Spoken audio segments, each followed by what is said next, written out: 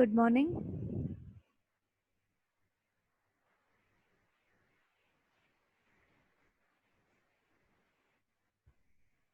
Am I audible?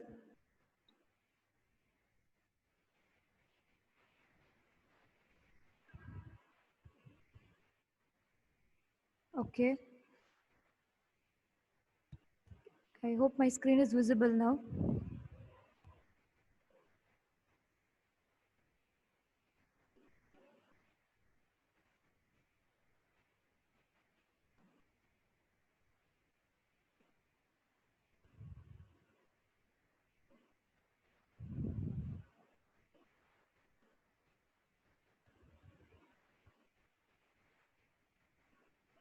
Okay, so Kaushal, આપણે last lecture માં motion balance transmitter. No, I have to finish this chapter today, Kaushal.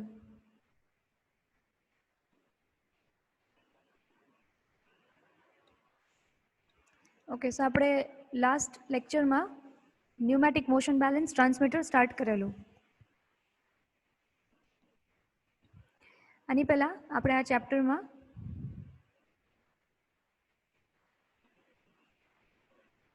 Okay, let's go for a quick revision. We started Unit 4, Pneumatic and Electronic Transmitters. In this, we started with the definition of transmitter. What is a transmitter? Types of transmitter that we are going to study in this chapter. First, we started with smart and intelligent transmitter. Its block diagram. Then the features of smart transmitter and intelligent transmitter. Then we studied electronic motion balance transmitter, electronic force balance transmitter. Then we started with pneumatic transmitters, જેમાં આપણે પહેલા pneumatic force balance transmitter સમજ્યા, and in last lecture we started pneumatic motion balance transmitter. Okay.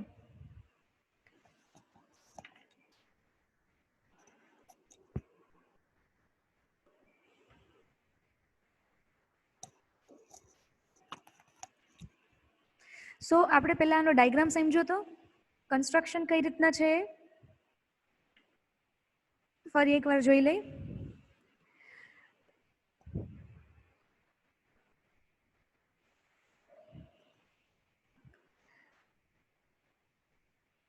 This is the diaphragm assembly. અહીંયા diaphragm છે જ્યાં process pressure apply કરવામાં આવે છે. Then we have the U-shaped linkage. આખું U-shape ની આખી link છે. This one. Okay, this hole is the U-shaped link.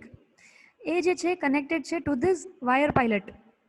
એ કોની સાથે connected છે? એક wire pilot સાથે. It is a variable restrictor. And આ છે તમારા follow up bellows. આ જે છે એ છે follow up bellows.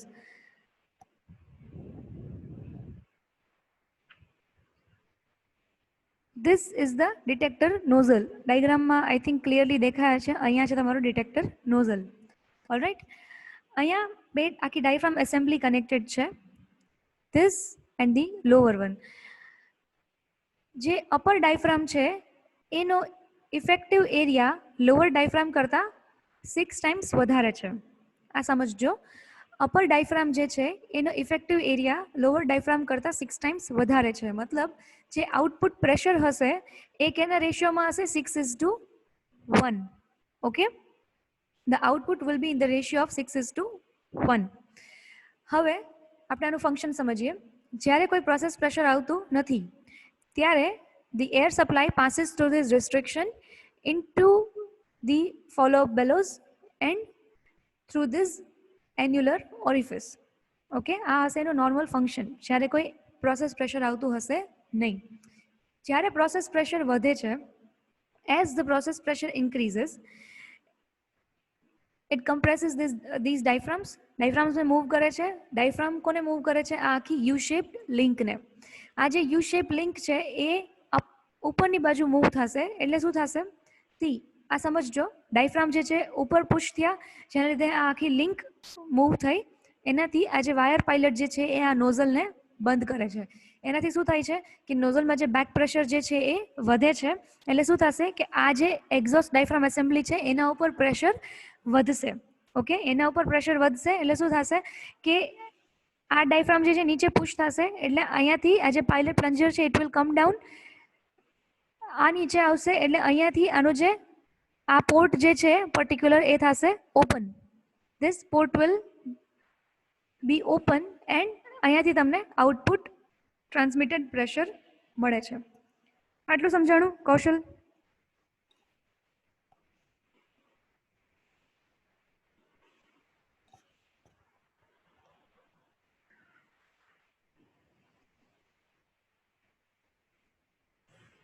ઓલરાઈટ, હવે એ જે સેમ પ્રેશર જે છે, સેમ આઉટપુટ પ્રેશર જે છે એ તમે જુઓ તો it goes into two ડિરેક્શન્સ.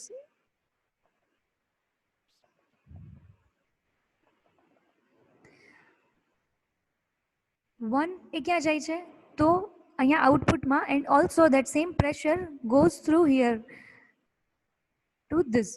Okay, એટલે અહીંયા શું થાય છે કે એ આ બેલોઝને પુશ કરશે. ઓકે, જે તમે કહો છો તમારો ફીડબેક. ઓકે, જે છે તમારો feedback which helps in એસ્ટાબ્લિશિંગ the equilibrium. આ વસ્તુ સમજાય છે કૌશલ?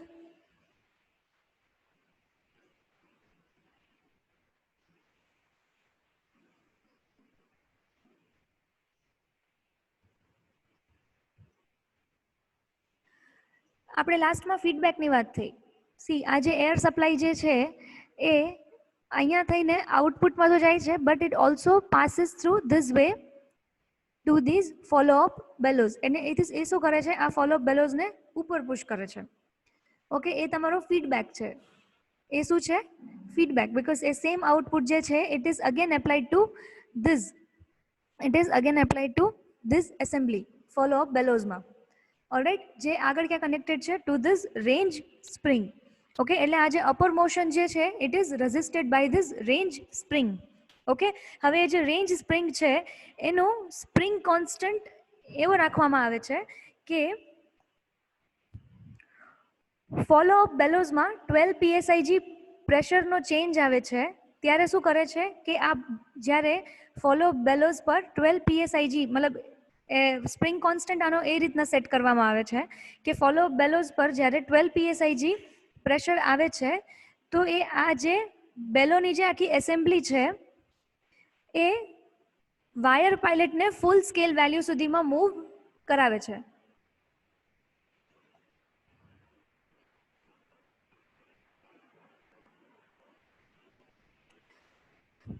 Okay, so this was the last topic. આપણા ચેપ્ટરનો આ લાસ્ટ ટોપિક છે.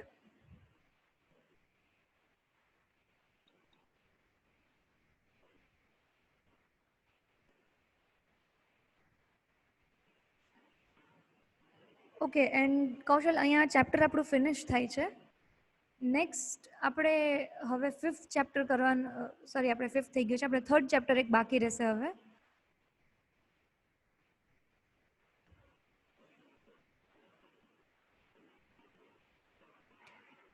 ઓલરાઈટ, જે હું તમને હવે મંડેથી સ્ટાર્ટ કરાવીશ.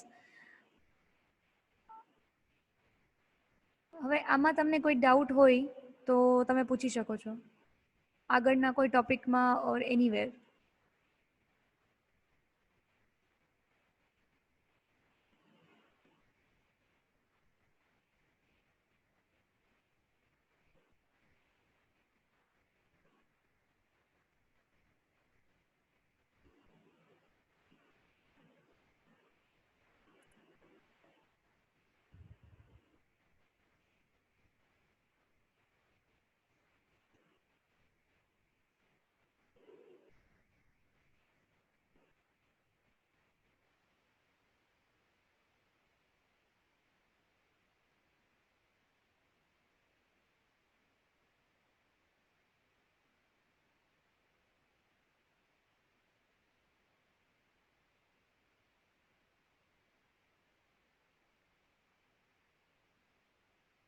ઓકે, વાયર પાયલટ જે છે ને કૌશલ, એ એક જ મિનિટ. યસ, આ જે વાયર પાયલટ જે છે ઇટ ઇઝ સી એક જ મિનિટ સી આ જે તમને દેખાતો હોય તો ડિટેક્ટર પાયલટ નોઝલ, આ જે તમે આ જે નોઝલ છે તમને અહીંયા દેખાય, ધીસ ઇઝ ધ નોઝલ, દેખાય છે આ કૌશલ?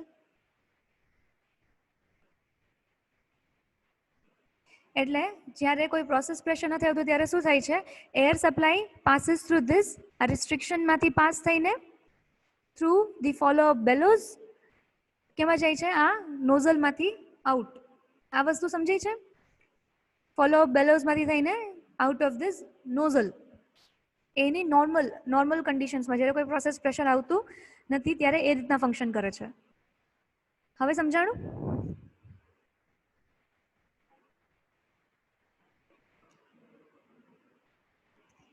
કેમ એરના જે બેલોઝમાંથી? અરે આ જુઓ ને, અહીંયાથી ઓપન છે, આમાં ઝૂમ તો નથી થતું. સી અહીંયાથી આખું એનું ઇનલેટ આપેલું છે, જુઓ, ઇટ ગોઝ થ્રુ ધીસ, પછી અહીંયા જુઓ દેખાય છે,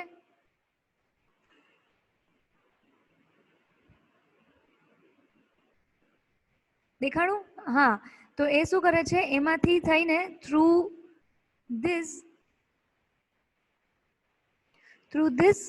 ઇન્ટુ ધી બેલોઝ. હવે આ જે બેલો જે છે ને એ બંનેને અહીંયા આ જે સેન્ટર પોસ્ટ છે એની સાથે એકદમ પ્રોપરલી ફિક્સ કરેલા છે, બટ એની અંદર એર સપ્લાય તો જાય છે.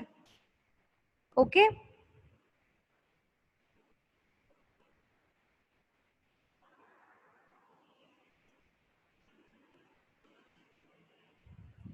ઓકે, એટલે જ્યારે પ્રોસેસ પ્રેશર વધશે ત્યારે આ જે લિંક જે છે ઇટ વિલ મૂવ અપવર્ડ્સ. એનાથી શું થશે કે વાયર પાયલટને પણ ઉપર મૂવ કરશે, એટલે શું થશે, અહીં નોઝલ પેક થશે એટલે બેક પ્રેશર વધશે, બિકોઝ આની અંદર તો એર સપ્લાય આવે છે એટલે બેક પ્રેશર વધશે. સો એના લીધે શું થશે, એ પ્રેશર કોને લાગુ પડશે, આને, એટલે આ જે ડાયફ્રામ છે it will be pushed ડાઉનવર્ડ્સ.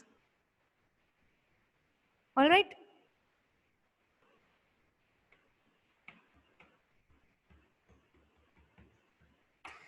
Okay,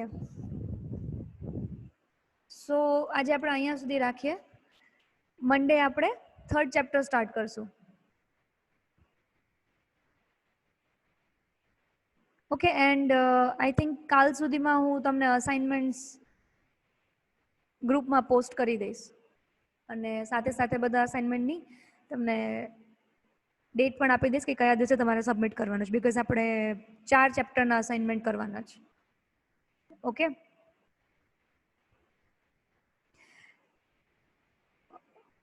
all right, સારું, okay fine, you can log out. Next class હમણાં તમારો 10 મિનિટ્સમાં સ્ટાર્ટ થાય છે, બરાબર?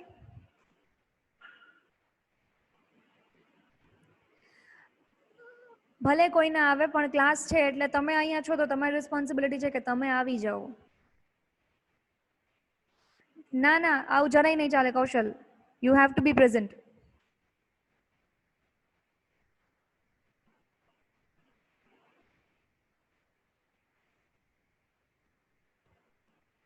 આવી જ જવાનું છે, બીજા કોઈ આવે કે ના આવે, બરાબર?